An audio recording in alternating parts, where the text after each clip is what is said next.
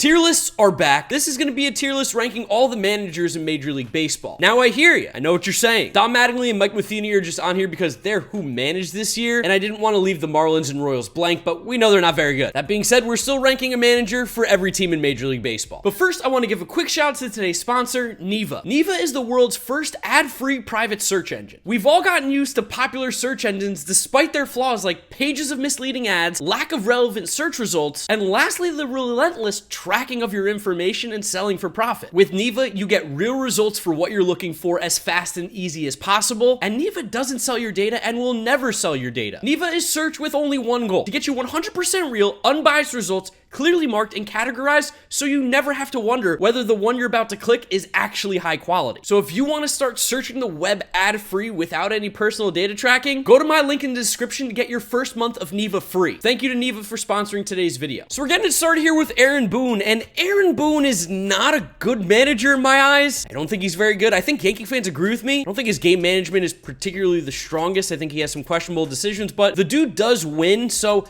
I'm going to put him in the B tier because, I mean, every manager doesn't handle the bullpen relatively well. They have questionable decisions. I don't think the Yankees are good because of Aaron Boone, but I don't think he necessarily makes them a bad team. I mean, they're still pretty good. So I'll put him in B. I think that's an appropriate place. I think that's fair and unbiased. The biased videos are for the predictions. AJ Hinch, I do believe, is a good manager, but I can't put him as high as I once thought because the Tigers are god-awful. But also, that's not really his fault that the team is terrible. I mean, it's a bad baseball team. There's not a lot of good players there. Like, they signed Javi Baez and he stunk this year. So I still think he's probably A tier, but because of performance, we'll put him in B. It feels weird to have AJ Hinch and Aaron Boone in the same spot when I do think AJ Hinch is a better manager, so I guess we'll put him in A. But that's like such a bad look for a team that won, what, like 60 games? It's just not his fault. That team stinks. So maybe I'll put him in B and I'll put Boone in C because Boone really doesn't move the needle. I think that's more fair. Alex Cora. Now, from the outside looking in, I think Alex Cora is a good manager, right? But I know this year the Red Sox struggled, and this is kind of, I feel like, the same situation with AJ Hinch of how can I put him higher when the team wasn't very good? And they do have, I mean, this team, at least the Red Sox, have better players than the Tigers. The Tigers got nobody. Red Sox do have players. I'm going to put Cora in B. I do think he is a solid manager. I think he's a winning manager. And I mean, we saw the difference when the Red Sox had him and didn't. They were a much better team with him. Bob Melvin's always a stud. I mean, the Padres use pencil and paper, which it's not really on Bob Melvin, I guess. That's more of an organizational standpoint. But with Oakland, he was always winning. With the Padres, he's winning. I'll put Bob Melvin in A. He's never won the big game, and I do think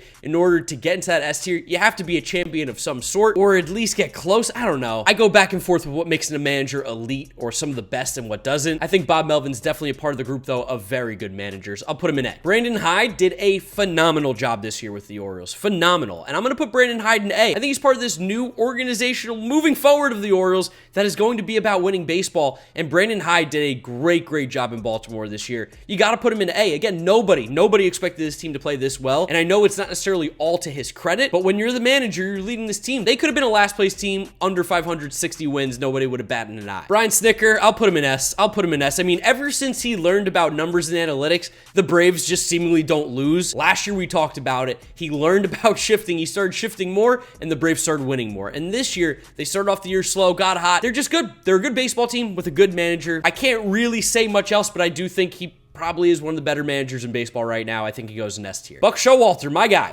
Buck, I think, is a solid manager. I don't necessarily agree with all the decisions that he makes, and I do think that he's made some questionable ones in the past. But everybody loves Buck, and he is a smart baseball guy. I'll put Buck in B. I don't necessarily know if the Mets wouldn't be successful without Buck this year, but I definitely think Buck helps this team. Bud Black's tough because the Rockies are just bad, and it's impossible to handle pitching in Colorado, so I'm going to put Bud Black in C. I think with what he has and what he's done, it's okay. He's been a good manager in the past. The game's probably pushing by him if I had to take a guess. He's been managing for a while now, but the Rockies team is just not good, so you can't really fault him for them being bad. Craig Counsell's a beast. Craig Counsell's awesome. I'm going to put Craig Counsell in the A tier as well. Again, I'm trying to keep the S a little bit in that more elite tier. Counsell is one of the best managers in the game. The Brewers definitely don't have the players to be one of the better teams. They have great pitching, and I think he handles it well. Offensively, I don't know how much you can really blame him that they don't score that many runs, but I think Craig Counsell is a great manager, and whether or not he's in Milwaukee at the start of next season, that's up for debate, but he will be managing somewhere because he's too good not to. Davey Martinez, now I know he's won a World Series, but I think that was kind of a little fluky. I think he's a little old school. I'm not huge on Dave, and if it wasn't for that World Series, I think he would have gotten fired. Like, they just got so incredibly hot, and outside of that stretch, they've been bad. I'm going to put Davey Martinez in C tier just because he has the World Series. I'll give him the tip of the cap, but I don't necessarily think he's a great manager. I think Nationals fans agree. Like, there are a lot of times when games were important and you're like, what's going on here with Dave? People are going to scream at me, but I really do think Dave Roberts is one of the best managers in baseball. And this drives, I know a lot of people nuts. They're like, Dave Roberts, are you crazy? But the Dodgers have an all-star team. They continue to win. He gets them to the NLCS or the World Series seemingly every single year. I do think Dave Roberts is one of the best managers in baseball. Can you overthink the game sometimes? Yes, but if you put every manager under a microscope, you'd find that for every single one of them. It is hard to manage a baseball team. Really, at the end of the day, do you win with the team you got? Yeah. Has he won it all? Yeah. Does he do it a lot? Yep. Dave Roberts, I think, is a good manager. Now, the Reds front office is what really failed, and they would get an F, but I also don't necessarily think David Bell's one of the best managers in baseball, even when they were competing. I'm going to put Dave in D. I think he's my first D tier manager. I don't know, Reds fans. Maybe you can tell me otherwise, but I just don't think David Bell is necessarily a great manager. First half of the year, I thought David Ross was in jeopardy of getting fired because the Cubs were playing some just straight up bad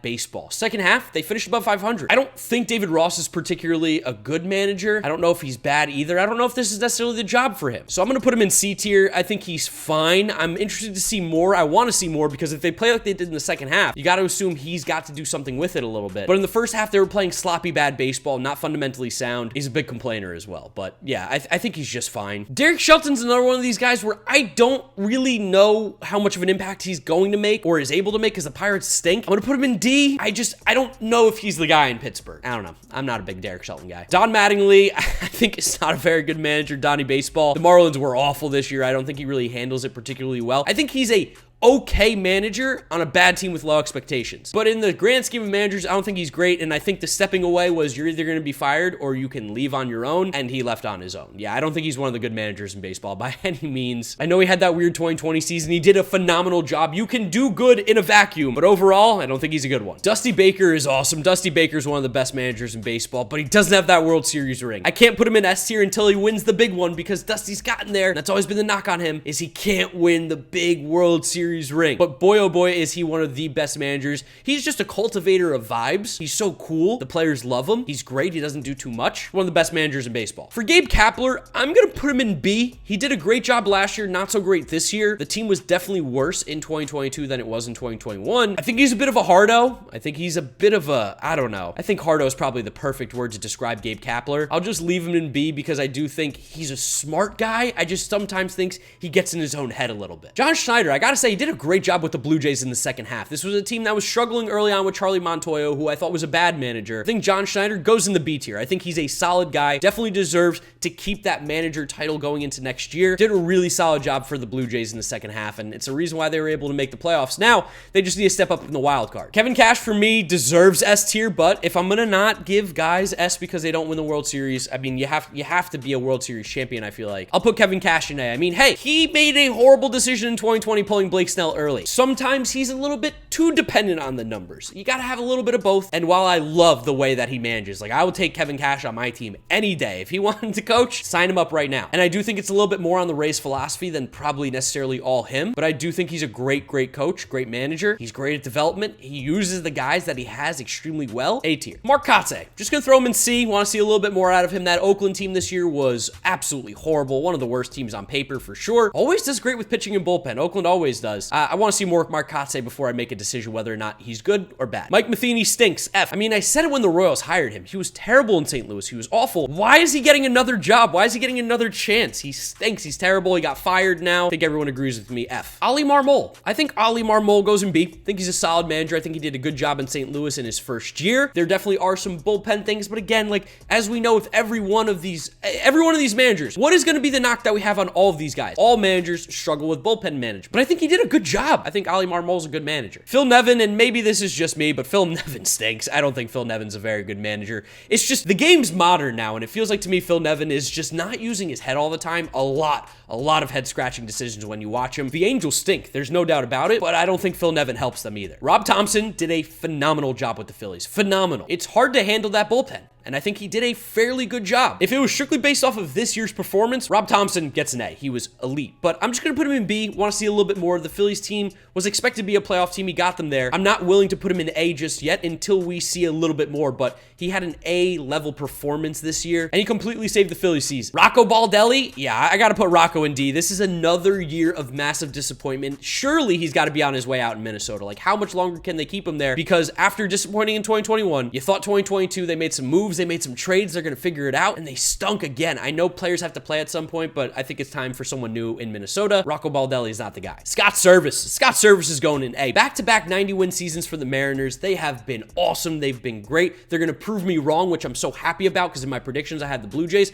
I want the Mariners to go through. I'm rooting for Seattle. They're Mets West. And Scott Service has done a phenomenal job the last 2 years there, making the playoffs for the first time in 22 years. The roster is good. It's not the greatest on paper, like when you see the Dodgers or the Mets or the Braves or the Yankees, and he does a good job. Scott Service is A. Terry Francona is probably the best manager in baseball. I think we can say that comfortably. He's got the pedigree. He's got the World Series championships with the Red Sox. The Guardians every single year basically run on a bargain budget and win the division. He is the man. Terry Francona is sick. He's awesome. One of the best managers that I've seen in my lifetime, and what he's been able to do with this Guardians roster and this Guardians team, not just this year, but the entirety of his career that he's been there, he's the man. Terry is an absolute stud. If you don't have him in S tier, if you don't have him as one of the, top 3 managers in baseball, I think you're just sleeping and you forgot that the Guardians exist because he's sick. He's awesome. For the Rangers and Tony Beasley, he came in for Chris Woodward. This team's not very good, but they're also not very bad. They should be better, but it shows that it just wasn't him. They probably need a little bit more. I'll put Tony Beasley in C. He coached, 50 games? There's no way I'm going to judge a guy based off 50 games on a bad team, so I'm just going to put him in C. Tony La Russa, as we know, stepping down, not going to be with the White Sox anymore, but he was awful. F. Obviously, he was having health issues going on, so maybe